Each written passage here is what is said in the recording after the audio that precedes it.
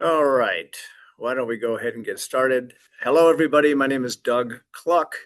Um, I have something popping up on my screen. I don't want that. Welcome to the North Central Region Climate and Drought Summary and Outlook for February 2026. Our speaker today is going to be Austin Pearson, who resides at the Midwestern Regional Climate Center and the Indiana State Climate Office. Just a couple of things to note. Well, first, thanks to the National Drought Mitigation Center for hosting this. And then, secondly, if you have questions, please put them in the question area, which I think is under more. Yep, the Q&A session there, under the three dots there. It's the best place to put it. And then we'll get to those questions at the end of the presentation. And I think that's all I was going to say. So, Austin, thank you very much, and take it away. Perfect. Thank you, Doug. As Doug said, I am with the Midwestern Regional Climate Center and the Indiana State Climate Office.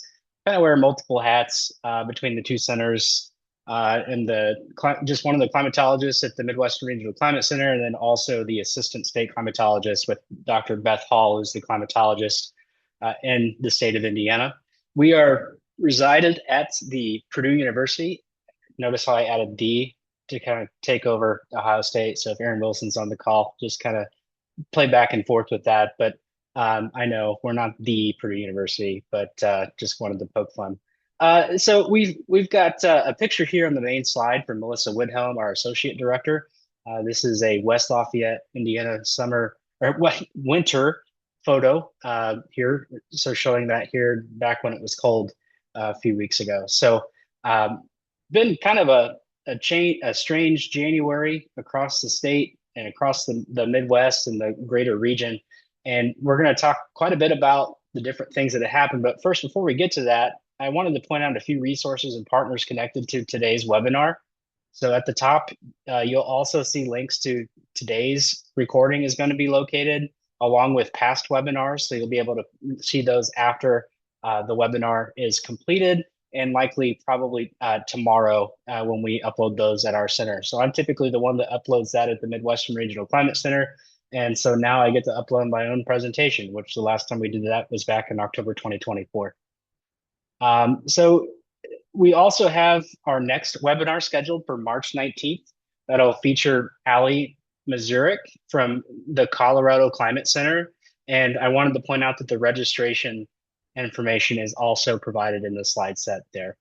If you go to our website, you'll be able to register with the link that's at the top of the page. So you'll be able to do that there as well.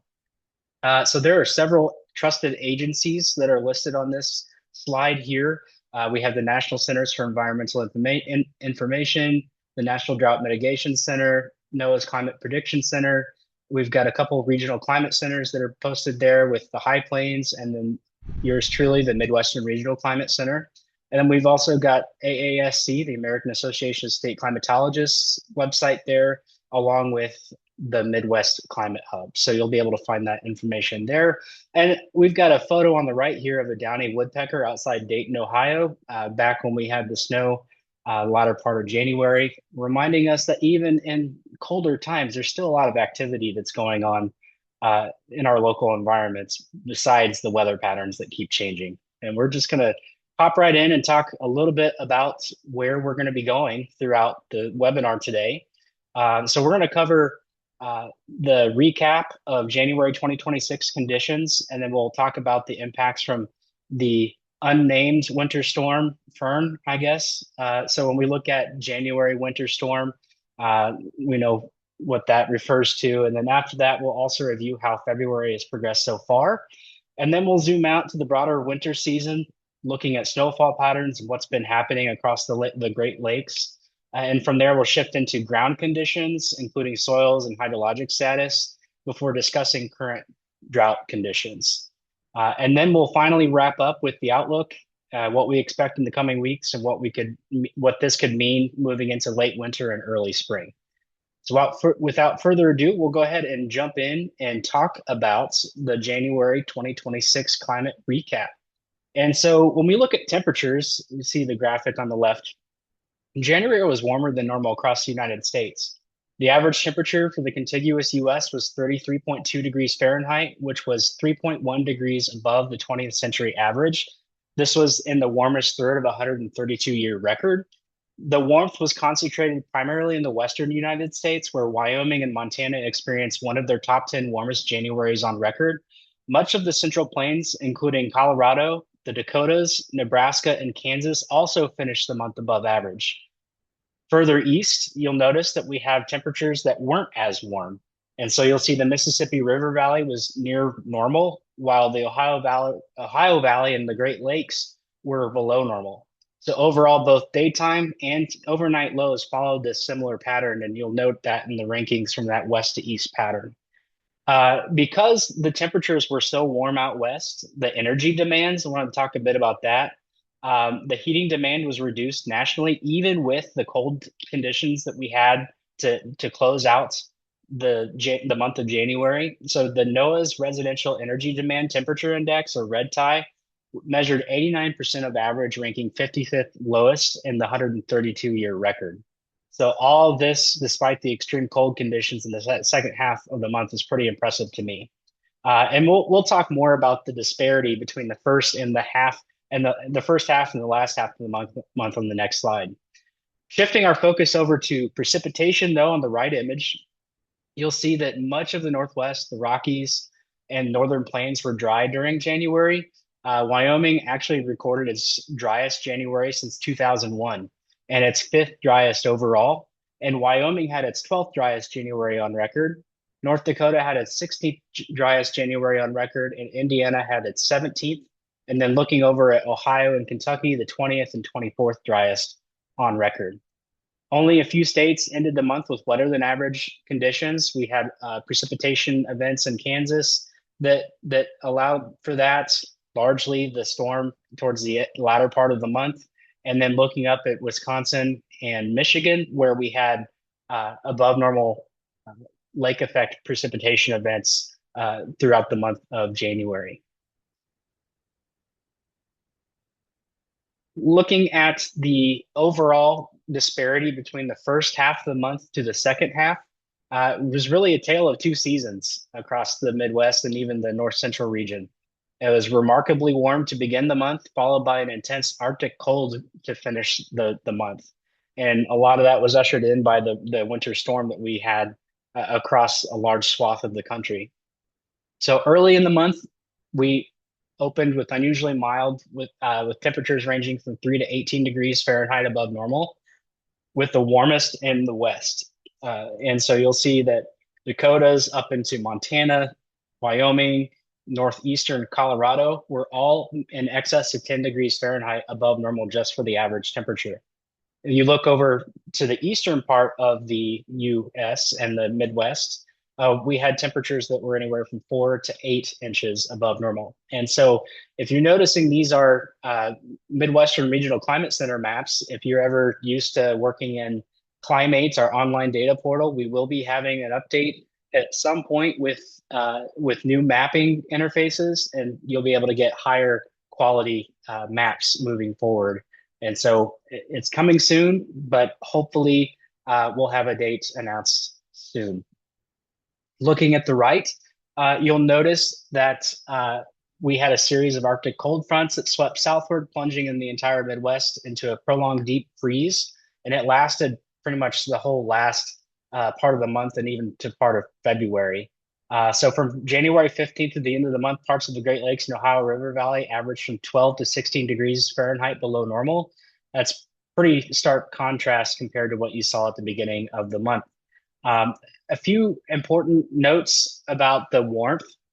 Several locations experienced spring-like milestones. Racine on January 9th, Wisconsin, recorded its second earliest 60-degree day and records dating back to 1897. And then just one day later, Waverly, Ohio on January 10th observed its sixth earliest 70-degree day and record going back to 1894. And so pretty impressive temperature events for that particular month. I also wanted to show you some of the rankings So the average temperature rankings for January 1st through 4th. And so you can clearly see the widespread warmth dominating much of the region from January 1st through the 14th, where you can see across the plains and the Western Midwest, many of the long-running stations ranked in their warmest January 1st through 14th temperatures on record. And then Hey, once you start, Austin, yes. can you sort of detail that a little bit more and give us, what do the number ones mean and the number twos mean? Something really simple. Yeah, so when you see ones, those are all stations that had records for that January 1st through 14th. So that was the warmest for each of those stations with a period of record that they had uh, just out of their period of record. So just very prolific warmth at the beginning of the month. So first or second warmest on record for those particular stations. Is that better for you, Doug? Yep. Thank you. As you move eastward, you can see that we had several stations have top five warmest January 1st to 14th on record. And then when you start looking east in Indiana, Ohio, the warmth wasn't as prolific as it was out west. Now, shifting over to the last half of the month, you can see that we had quite the topsy-turvy that happened here in the eastern part of the U.S.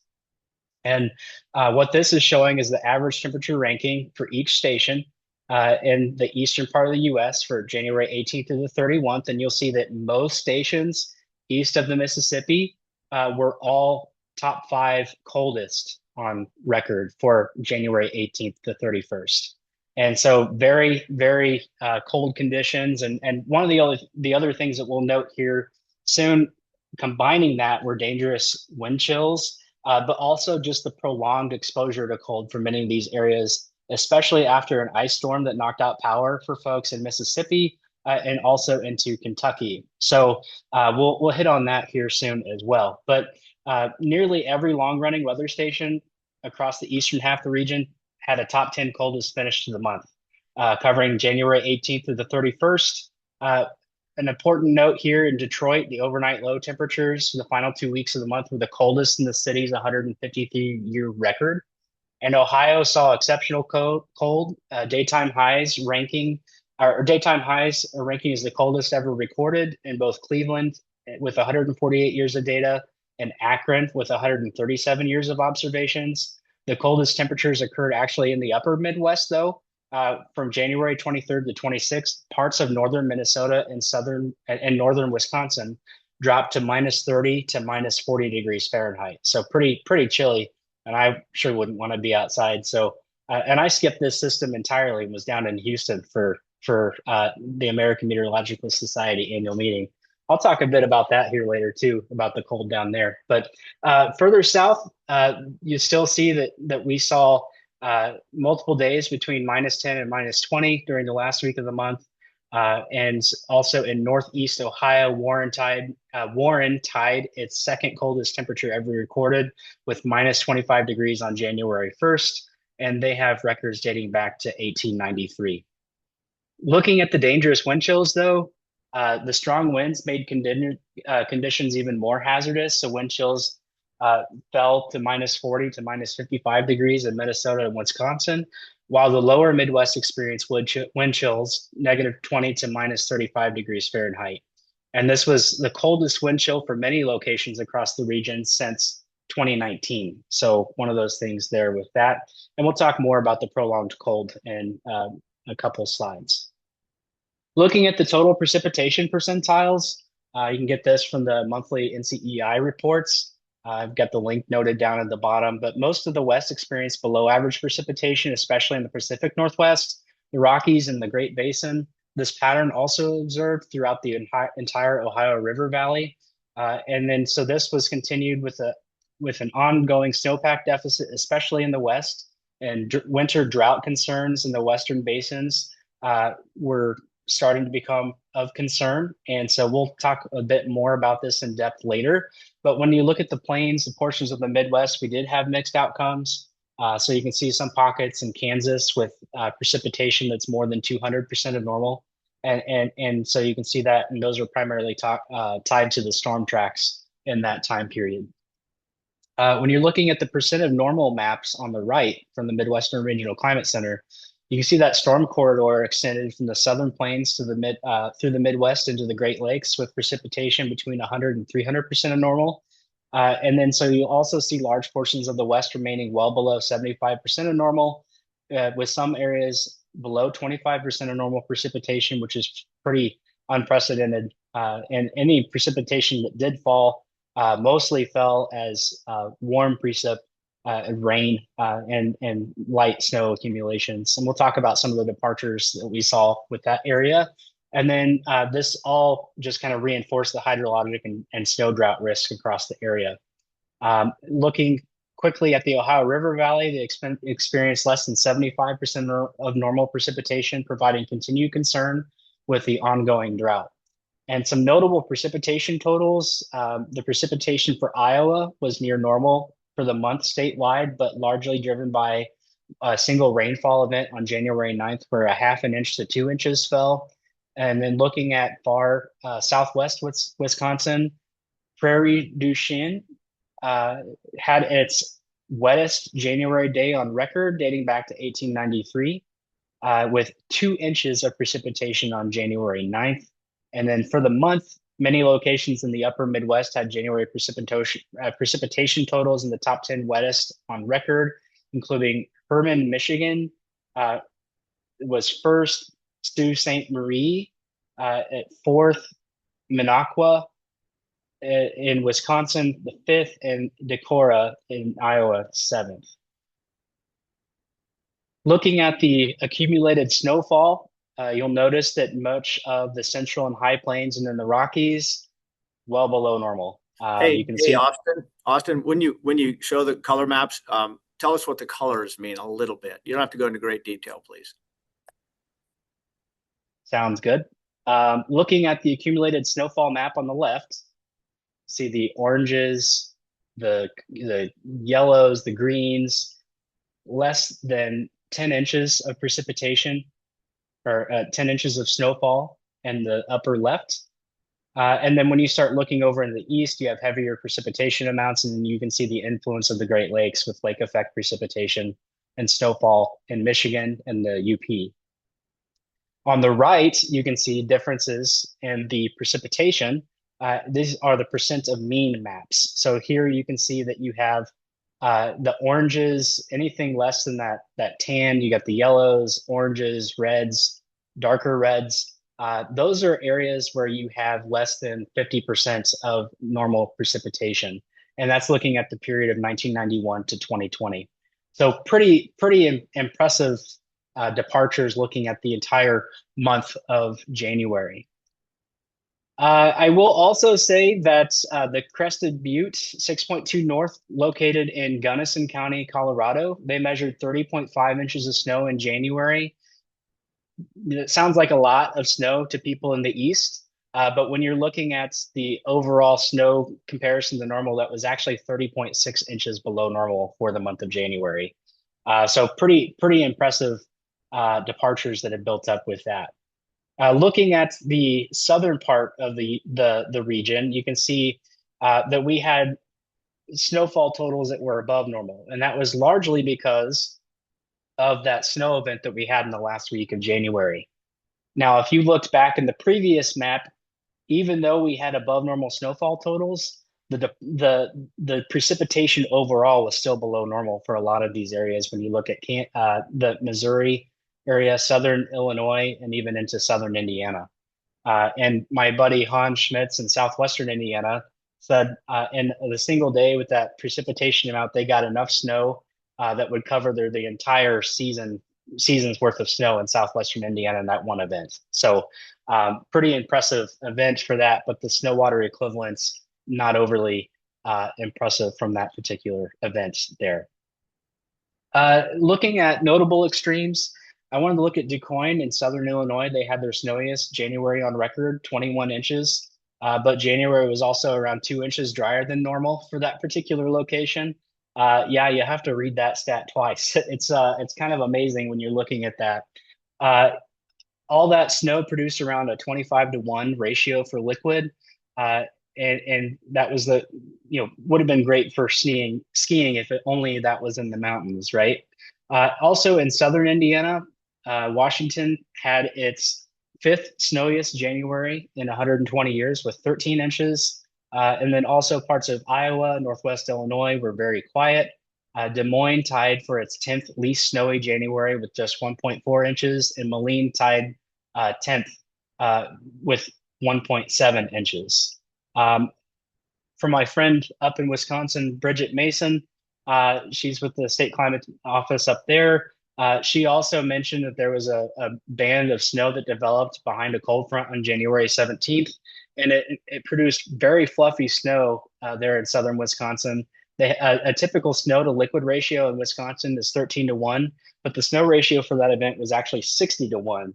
So very, very light and feathery snow at that location. Looking at January winter storm, on the map on the left, we've got accumulated snowfall. Looking at the scale, obviously lighter totals in the orange and yellow, heavier totals in the blue and darker green. And so you can see that we had several accumulating precipitation in southern Indiana and Illinois. And one of the bigger stories with this event was the total ice accumulation in Kentucky and stretching down into Mississippi. Obviously, we didn't have as much impacts up in Kentucky as what they had in Mississippi, where trees, power lines, and many people were without power for days and weeks. But that's one of the things that we can see with that. And one of the biggest things with this is that the storm impact stretched nearly 2,000 miles across North America, and then it just followed by Arctic persistent cold. And this actually did become the first billion-dollar weather disaster of 2026, and it impacted about 230 million people. So keep an eye out at Climate Central when they start adding that product back to their website and be able to see that with that. So impacts ranged from freezing rain, sleet, heavy snow, dangerous cold, many travel bans, thousands of flights canceled, and then widespread infrastructure disruption and many schools closed for weeks. In Kentucky, many counties measured at least 3/4 of an inch of ice, prompting federal emergency declarations, while Tennessee received federal disaster declaration. And then travel conditions remained extremely dangerous for days, and damage closely matched the areas receiving heaviest icing. And so many ice-laden trees, power lines caused prolonged outages across the South, with some communities experiencing impacts comparable to the historic 1994 ice storm. And even heavy sleet accumulations led to isolated roof collapses as a result. And looking at the prolonged cold, and then even just the number of counties across the U.S. So here on January 23rd on the left side, you can see that we had many counties across, from stretching from Texas all the way up to the Dakotas, even over into Maine, that were just impacted by cold weather advisories or extreme cold warnings, all those into effect for that particular date. And our friends at the Kentucky Mesonet provided a map with some data that was pretty interesting to me.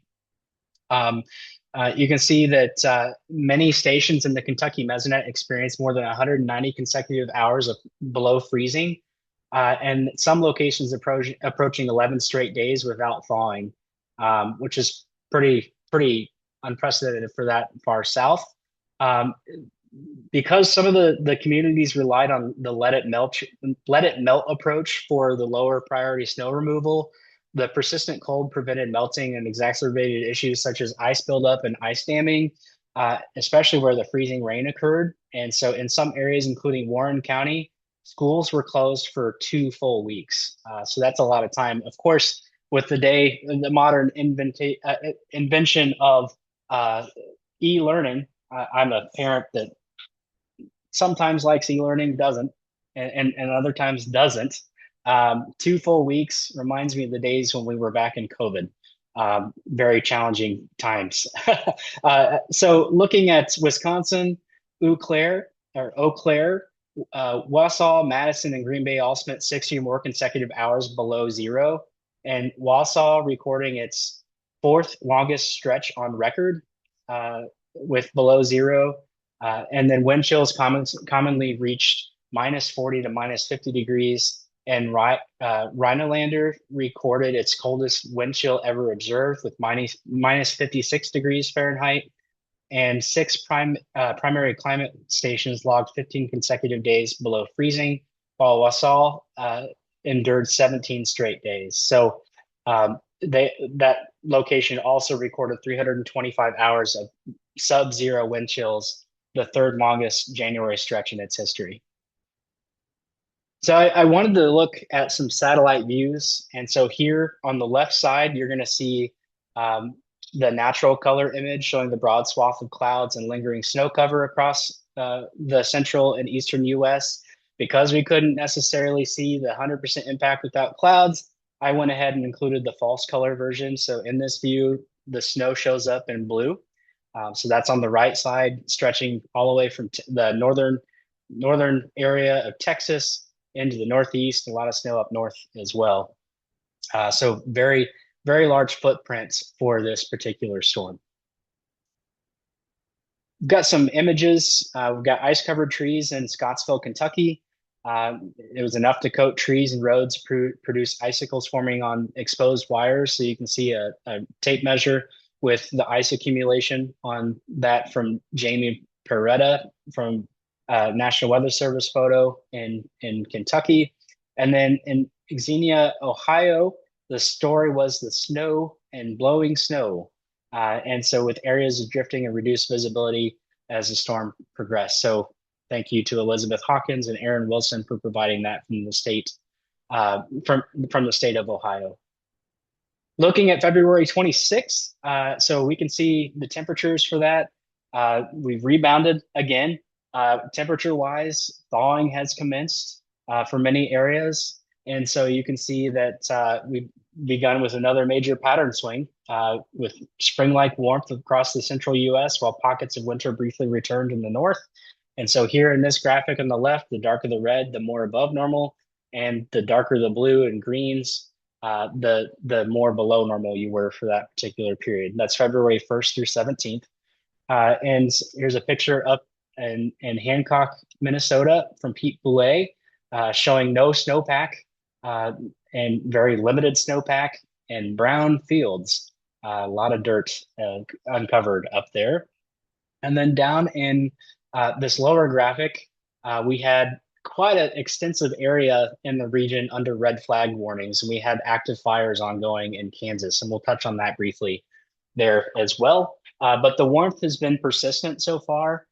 In the month of February, Madison has recorded 6 consecutive days of greater than or equal to 50 degrees, and soil temperatures warming near 45 degrees in some spots. And we'll also talk about frost depth in the coming slides. But first, I wanted to show that spring has started to look like it's on its way. So some early vegetation like tulips and daffodils are already starting to emerge in West Lafayette, Indiana, even though temperatures have been below normal for the most part for the month of February.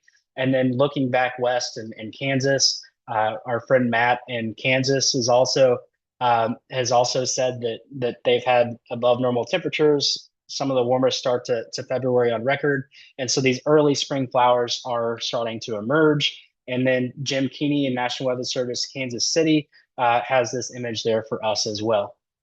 Now, for many of us that are still wanting rain and ongoing drought scenario, lower precipitation totals, because of the heavy wind events that we had out west and the detachment and transport and wind erosion, a lot of dirty rain reported in Indiana in the last couple of days. And so this had quite the social media presence, and my grandma even reaching out and complaining about her car being dirty after cleaning it. So a lot of dust up in the atmosphere from the ongoing wind and conditions out west that has been deposited here. So thank you, the plains and those areas, for giving us your soil. So despite the warmth, though, moisture has been limited across much of the central U.S., dominating large portions of the region. Kansas had a Valentine's Day precipitation event, 4.1 inches in Franklin County. Outside of that event, precipitation has been relatively scarce. Iowa is currently experiencing its third driest February on record. That's a stat from Justin Glisson, their state climatologist. And then also Nebraska continues persistent dry conditions. Eric Hunt provided that information with that, starting to get concerned about drought moving forward in that area. And we'll talk more about that as well. And then even though there has been some additional snow in Colorado recently, it's not really enough to provide meaningful impact to improve the snowpack. So just some things to see there. And again, with this image on the right, accumulated precipitation, just showing a lot of areas with less than 100% of normal precipitation, and even some areas that just completely struck out on the precipitation. You look at Des Moines, Rapid City, even over western Nebraska, northwest Indiana, just some areas to keep an eye on with the ongoing dry conditions. Looking at the Ashland, Kansas fire, this fire actually started in Oklahoma. Winds, low humidity actually helped this move into southern Kansas, so south of Dodge City. This fire activity was driven by conducive wildfire conditions, low humidities. So they had actually a relative humidity of 13%, very low. Looking at temperatures with 77 degrees Fahrenheit. And actually there was a Kansas mesonet station in Ashland that was likely destroyed as a result. So last data received at 4:36 p.m. on the 17th. And so the site is currently non-responsive and is likely just a complete loss. So hopefully, I think they plan to reinstall the station with the tripod, but that's something to see moving forward. So you can see those pictures there. And then the fire weather conditions, in addition, they had 73 mile per hour wind gusts in Kansas. The mesonet measured a 65 mile per hour wind gust in southwestern Kansas. There are livestock losses that have been reported, though the extent is still unknown with that. And then impacts extended beyond the fires themselves. Blowing dust caused a six-car pileup on Interstate 70 in Kansas. One fatality as a result from that. 2 firefighters were injured while battling the fire. They did report that it's largely under control now, but it did migrate southward, and hundreds of thousands of acres were burned in the process. And here's another event that happens in Colorado on Tuesday. There was a multi-vehicle crash that shut down Interstate 25 south of Pueblo, Colorado. After strong winds kicked up dust, creating near zero visibility, dozens of vehicles, including several semis, were involved, leaving multiple people dead and many injured while emergency crews responded to traffic incidents, and traffic was also diverted. So you can see that, and there's a link to the news article on this slide. Looking at the snow season, wanted to look at the national snow analysis, estimated inches. I wanted to point out the color scale on this because usually on the other maps that we've been looking at, red is bad. In this map, the color scale is reverted. So you can see higher snowfall totals in the east compared to the west. Parts of Nebraska, less than an inch of precipitation. So pretty unprecedented with that. So looking at those, at the map on the right, you can see the percent of the 1991 to 2020 normals. And so pretty much west of the Mississippi, you've got less than 75% of normal precipitation. Now, granted, there are some areas sprinkled in that had more than that, but predominantly just this ongoing snow drought that's ongoing. Less than 50% of normal of snowfall in the Wyoming, Colorado areas, Nebraska. Pretty interesting to see that, and also just a big impact on snowpack, and especially as these areas rely on the melting to restore water in the reservoirs and stuff. We'll talk a bit more about that here soon. But looking at that, the season continues to show the split where the above normal snowfall in the east, where noted with the green, 125 to 175% of normal precipitation in that area. And there's just kind of flip different things that are ongoing with those areas and different patterns set up with that. The main winter story, though, again, um, looking at the West is just the limited snowpack. You've got areas in Colorado down in the southern part of the area you can see in this map. Southeast Colorado, 44% of normal or yeah, 44% of the median for that time period, snow water equivalent there.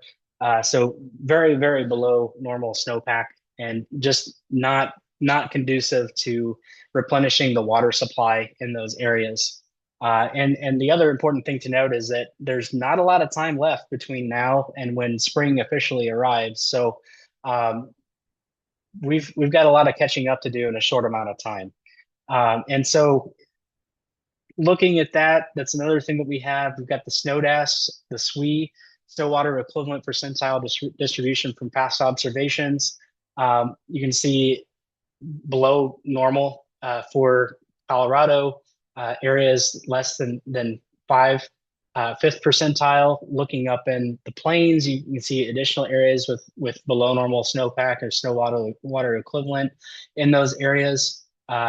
Less than 20th percentile for many of those locations.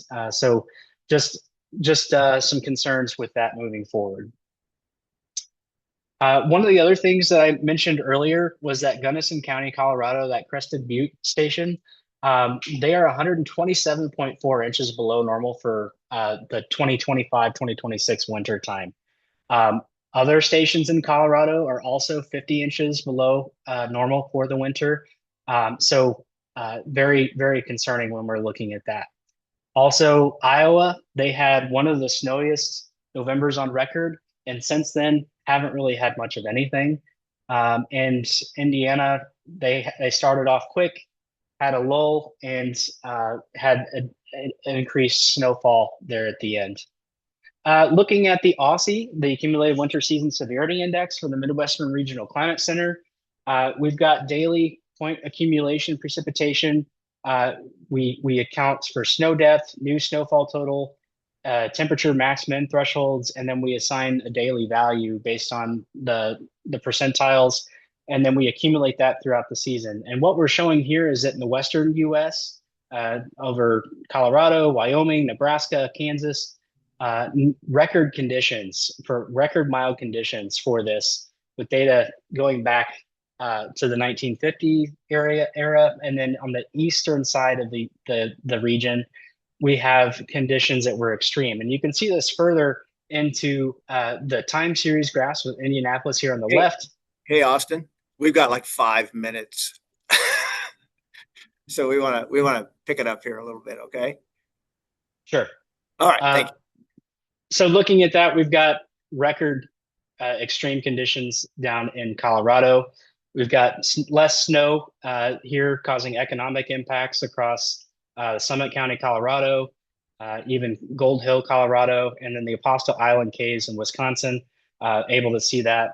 And they actually had to close because of gale winds. Great Lakes, looking at ice content was nearly 50% on February 16th. Great Lakes total ice cover, 58.3% on February 9th. And then soil conditions, we do have frost depths at around 28 inches up in Minnesota, 22 inches in Iowa, 26 inches in Des Moines area. So we have started to thaw out, and that's something to see with those areas. Soil moisture, though, again, areas impacted by drought hydrologic conditions are definitely struggling in those areas, and anomalies more than 80 to 100 millimeters below that of average hydrologic conditions. Looking at stream flows, very below normal for most of the eastern half of the U.S. And you can see that they're less than the 10th percentile for many locations on those graphs. Looking at hydrologic conditions for the river basins, really not much expected for major river flooding. A few instances where we could have ice melt causing that and some localized flooding, but overall, most of which is going to be caused by thunderstorm activity. So that is for the Missouri River, for the upper Mississippi, We still have streams that need to melt at times, but still largely normal, near normal to slightly below normal flood risk as a result of conditions and antecedent conditions.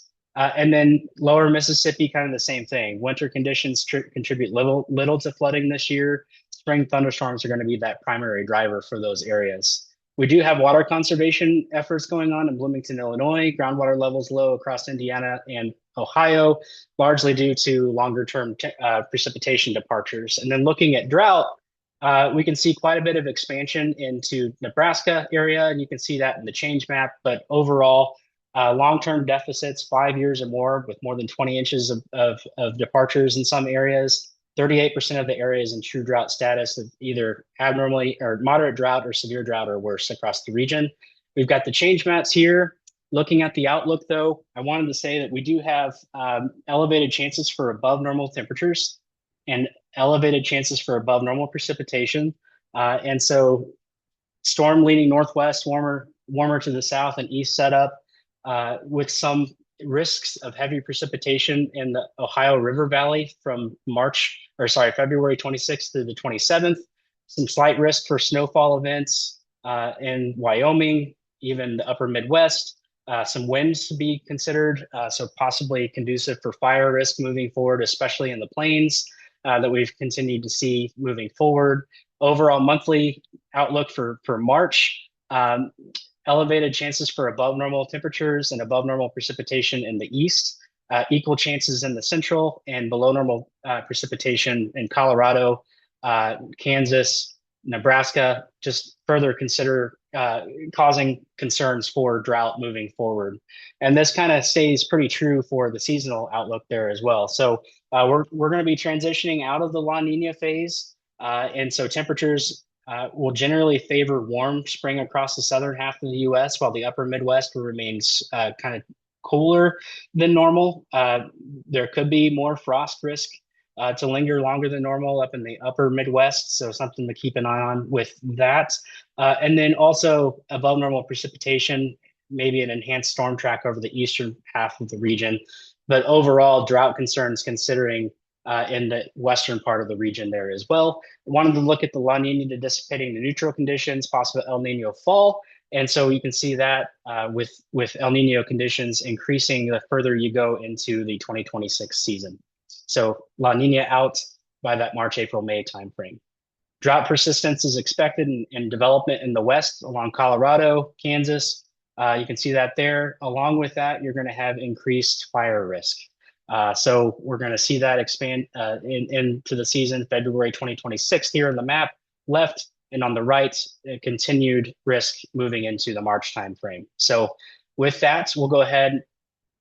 I'll leave the recap up here briefly, but overall near-term chances for above normal precipitation in localized areas, north to south temperature gradients building up, warmer than normal spring is expected in the south. Continued dryness expected across the west portions of the plains, and then also drought expansions likely growing confidence in wetter than normal conditions in the eastern U.S., likely due to an active storm track. With that, we'll go ahead and pause for questions. This is me on the, I found the city in Houston for AMS. I found a street named Austin. I loved it, took a picture of it, and I was like the only person walking around because it was like 30 degrees outside and the entire city shut down for that event. So very interesting with that. But I'll pause there and turn it over to Doug for questions. You're in the wrong city in Texas to be pointing at Austin. You know that, right? Oh, I know that, Doug, but I found a street name with Austin and I was going to take a picture. Thank you very much, Austin. That was very very good and very complete. We have a number of questions and or comments, really, both. I'm reading both the chat and the question part. So, oh, my stupid screen isn't behaving well. Can you look at the chat real quick? I need to get my mouse out. It's not working. I think someone was asking about hail or something like that in Detroit over the last, few hours or something? Let me see if I can find it here. You want me to do it, Doug? Yeah, I please do. did. We've had three hailstorms in the last 24 hours. Yikes. I've lived here for 13 years. I think this is maybe the second time I've seen hail. Yeah, I think that it's a little early in the year for that, obviously, and that's sort of it's kind of, I hate to say it's kind of indicative of early spring, but we're severe weather this time of year in Detroit isn't very common. That's for sure. Yeah, I think I also heard a lot of the dust is probably seeding that hail from out coming in from the Midwest. That's possible. I'm not sure, Michael, which station, I'm sorry, which station you're referring to there, if you want to say anything about that. Well, I was just wondering about the station that was destroyed by Oh, oh, the fire.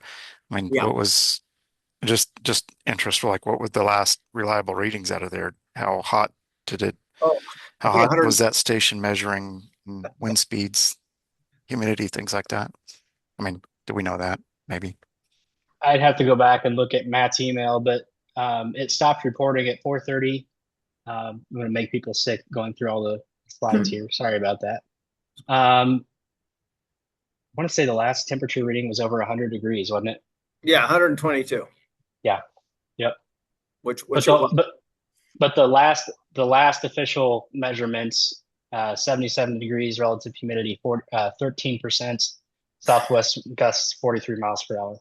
Yeah, the wind's like 50 to 70 miles an hour, gusts to 50 to 70 miles an hour, which is very hard to control. It goes really fast, as you might suspect, and burns everything in its path. Hey, Ann Arbor had hail again too. So can you go to the, yeah, soil moisture, uh, yeah, soil moisture, that one. Yeah. Someone wanted to take a look at that. Uh, Basically, these are models. Just so you know, these are models, which means they're a good indicator, but not absolutely perfect. But you can see the dark red there, less than 2% or 5% or whatever of soil moisture in the upper 100 centimeters, 40 inches, whatever it is, in a lot of those areas. Anything you want to add to that, Dennis or Austin? So, This is so this is Carol. I was just curious about, are you utilizing the data like from Iowa State University that we have reporting stations? How do you get this data that looks at soil conditions? That's really important for farming. Yep, absolutely. And it comes from a lot of different places. Now, these models, this one's from NASA on the left, the other one is from the Climate Prediction Center. Doug, Doug, Go ahead. let me interject. I'm not sure if measurements are actually included in these or not, and any in-ground measurements, because we have irregular in-ground measurements around the country.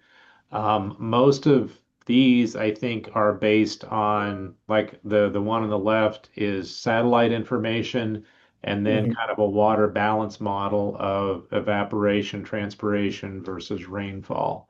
That's why it's a little bit tough to understand and really a little bit difficult to translate this into how much moisture do we absolutely have in the soil and how much are we short in the soil.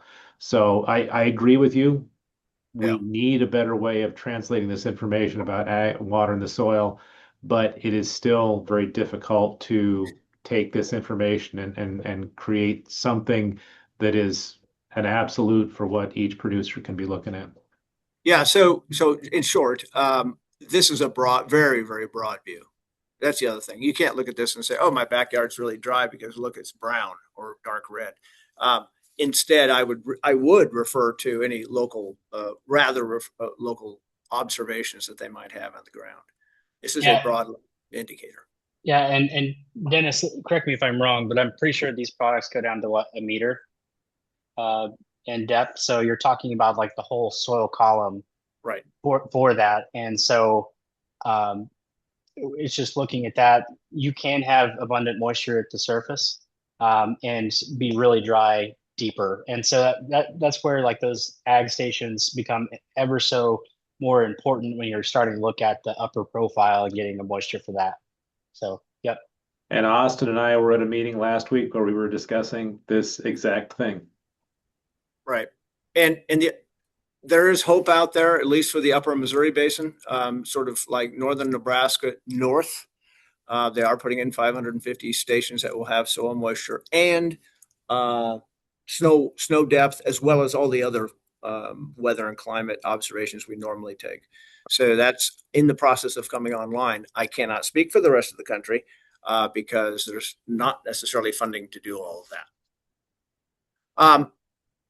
We had another question in the it was referred to as the NOAA energy forecast, and I don't know if you said that or not. Do you remember saying anything early on about energy use or anything? Yeah, it was the red tie, Oh, RADTI. Um, it was mentioned in the January uh, NCEI monthly report, hmm. and there's a link. I believe I can look at it real quick. I can drop Okay. it in the chat. Oh, okay. Okay. Yeah, that'd be great. And then the other thing I just want to point out, if you want to go to the fire weather outlooks and such. So a couple things kind of to remember about fire. It is common in the plains this time of year to have lots of wind and potentially fires. And one of the things that makes it worse is dryness, obviously, but also the fact that if you have snow cover, it tends to be a lot less fire. Um, North of this area that's depicted on here, all the way up to Nebraska and probably some of the Dakotas, there is not a lot of snow cover, as Austin showed you. So, uh, you know, it's something to be aware of. Uh, there's even red flag warnings, which means kind of potential fire stuff here in Jefferson. I happen to be in Jefferson City, Missouri, which is a little unusual, a little further east, but it's dry until things green up or it starts raining or snowing. The potential is going to be there whenever we have high wind. Anything you want to add to that, Austin and or Dennis? No? Okay. I think that's about it. I'm trying to think if there's anything else we need to cover that we didn't. El Nino may be coming. We have a spring barrier to get through. Ask us again in June.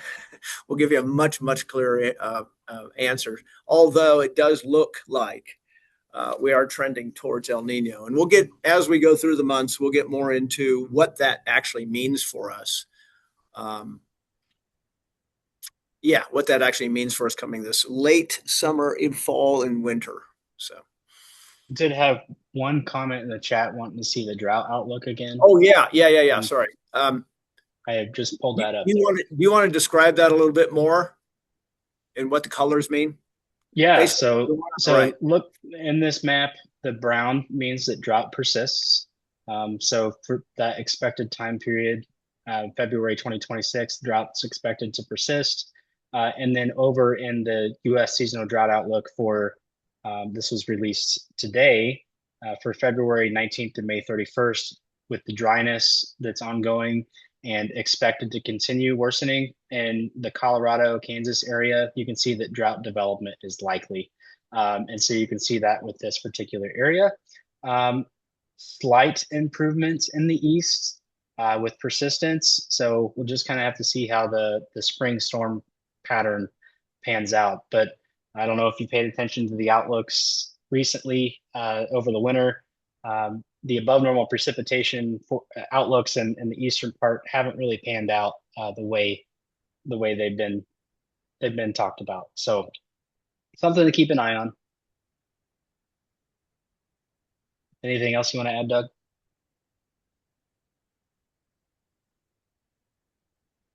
Did we lose Doug?